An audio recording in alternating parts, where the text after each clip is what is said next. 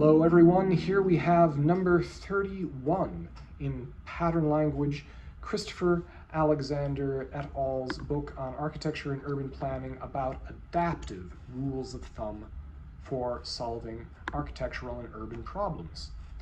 Promenade. What is the problem they're trying to solve? Each subculture needs a center, and they talk about this earlier in some of the previous videos. If you want to link to that, this is one of the books that first expressed the idea of actually practically using hyperlinks. It was one of the first things to do that. The people who invented the web were influenced by pattern language itself, the book. So each subculture, I'm not making that up, each subculture needs a center for its public life, a place where you can go to see people and to be seen.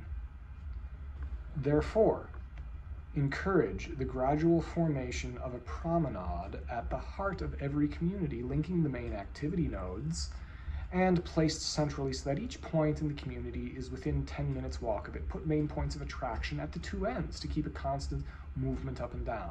Of course, probably the most famous of these in the whole world is the Boston Esplanade. No, it's not. That's not the most famous. It's very nice though. Certainement, les Champs-Élysées. Right? This is the Champs-Élysées in Paris does this and goes, but monument to monument, right? I think Rome is, it's like, hey Homer, what's your least favorite country? France or Italy? France. Nobody ever says Italy, but it's that's the supervillain Hank Scorpio, Homer's evil boss. But in Rome, I forget which pope did it, but it was one of the Renaissance popes who decided to take a lot of the squares, the places where roads naturally intersected, and to put some type of religious monument, because he knew that pilgrims from all over the world, Catholics from all over the world, would come to Rome. They would all be on foot and walking around, and he wanted to make it very pleasant and to have exactly these types of activity nodes.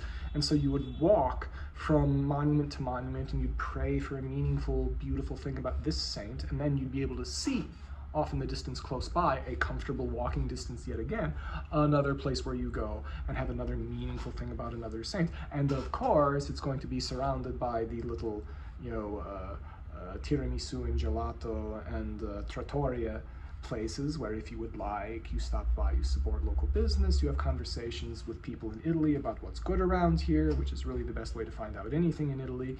And this is how good things are made in the world.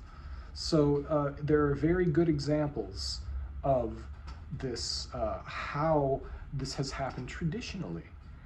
That's another great thing about pattern language, is that it is, I would even say it's neither conservative nor liberal.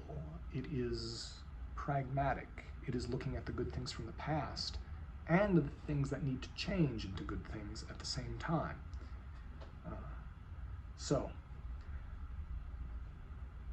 Therefore, encourage the gradual formation of a promenade at the heart of every community, linking the main activity nodes. Put main points of attraction, recapitulating, like we said about Rome, at the two ends to keep a constant movement up and down. This is something that I really think that we should bring that. And then further on, if you want to read the book, they do talk about a promenade in Paris in detail. This is something that is really often, has been until recent times, missing in the thought patterns of people generally in urban planning and government specifically, is the idea of thinking of the city as kind of an organic living system, because it was fashionable in the 20th century to think of it in terms of districts, that you're going to chop everything up and separate it. The industrial district, the residential district, the business district, because they thought for whatever reason that was better.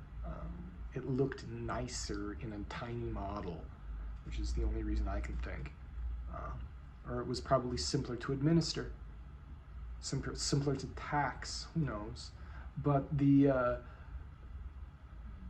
we're waking up out of that nightmare of stupidness, and we're realizing that, yeah, you should have this kind of subtle, integrated, in the sense of put together, instead of having things so strictly separated, which really sucks the life out of cities. But it's coming back. I'm very optimistic about that.